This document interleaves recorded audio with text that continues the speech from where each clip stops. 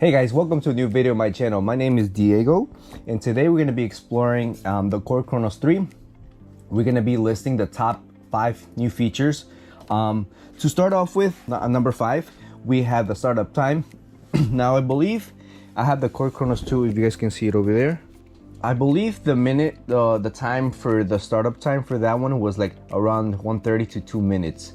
It did take a while. I do remember the first time I turned that on, it took a lifetime, because I do have the Korg X5D, which takes like 5-10 seconds.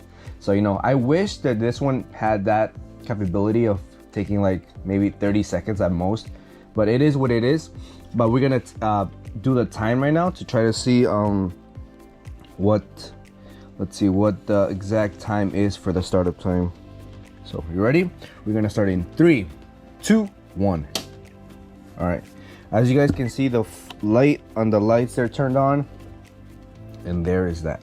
All right, just to give you guys a heads up for all the Korg 3 new users out there, when you turn off the keyboard itself, there is a little bit of a weird thing that happens. So the screen itself still is on for like 10 seconds, and then eventually it'll turn off. So if you guys ever turn it off and you see the screen on, don't be scared or anything. It's normal. That is. All right, so there's still 34 seconds on the screen. One thing I do want to mention, the new features, or the new appearance, quote unquote new appearance, because there's not really much to it. This is a little different. It is a little bit of a different texture here. Wait, here we go. 50 seconds. All right, we'll stop that there. I'm pretty sure it was a 50 seconds, so you guys can pause the video right when you guys saw it, but it was a 51 seconds. All right, as I was saying, yeah, so in the appearance section, this here is a little different. Now that doesn't really do anything to the keyboard itself, but I think I prefer this than the glossy texture on the Korg Kronos 2 that's over there. We also have this here. I forgot what this is called. The vortex or something like that. Let me see. The vector control. I'm sorry, this is called the vector control. So this is a different color. You guys can see it on there. This is black, and then the other one, it was a silver grayish color.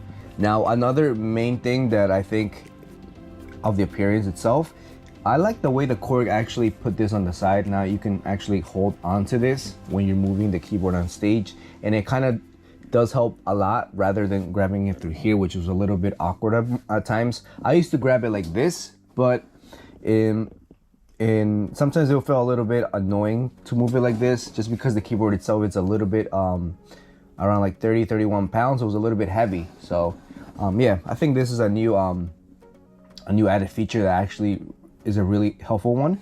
And I believe this too on the side, it's a little bit of smaller power button than the Korg Kronos 2. So for the fourth feature, we do have a better, faster computer inside. If you guys can see on the screen, just a little FYI, I really didn't do anything to the keyboard itself, so that startup time is actually the accurate one. So I'm guessing once I start off putting samples and whatnot on the keyboard, there's gonna be a different startup time. But I think because of the samples, right? Because it takes a while for the samples to load.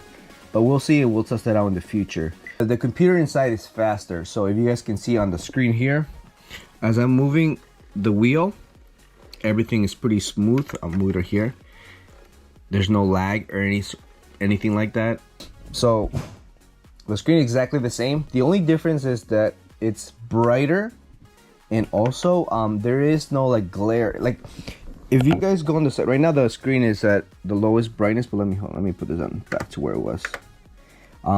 If you guys noticed on the Korg Kronos 2, the second one, was that when you used to go like this, or you were like this, and you were not like in front of it, there was a little bit of a weird glare, or not a glare.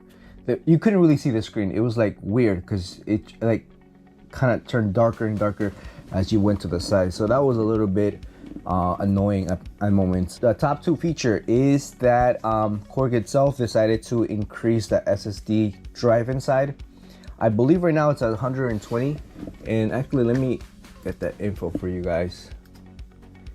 Yep, the internal SSD drive is at 120 gigabytes. The Korg Kronos 2 had 62 gigabytes, so that itself is double the amount of storage. Now, with that being said, Korg did integrate a lot of the sounds from the Triton. I believe they call it the Triton series, or the best of the Triton series. So there is a lot of new sounds in here compared to the Korg Kronos 2. This also has the, let me see if I can get a sound coming out of Korg. Also integrated the Italian piano into this one, if you guys can see here.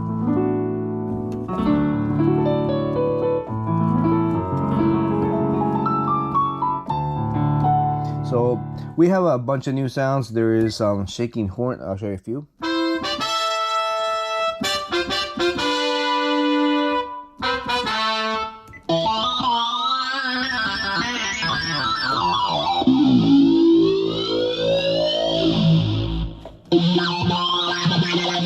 As you guys can see, there's a bunch of new sounds. Now, I was trying to show you guys a few here. Let me see if I can get a few. I believe it was around 30. Let's see. Oh, here. It says, if you guys can see on the screen, it says Sounds of Planet.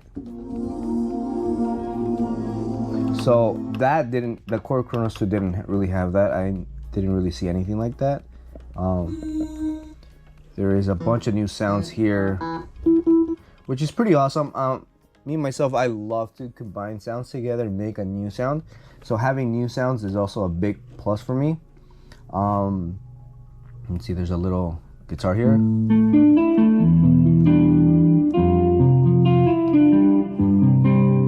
There's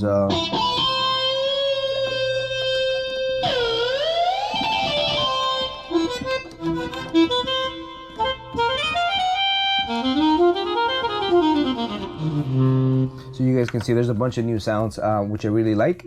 So I think that's a big plus, and I also like that there's a bigger SSD internal drive. So hopefully that's actually a big thing for samples. I'm a big samples person. New one, so if you really want to upgrade from the first to the third, I think it's actually a really good idea. Now, if you're from the second, the Korg Kronos 2, and you still want to hold it, and you still think it's not a good idea to buy the third one, you know, it's up to you. I think it's actually more about preference and opinion, or the way you think you're gonna use it and whatnot.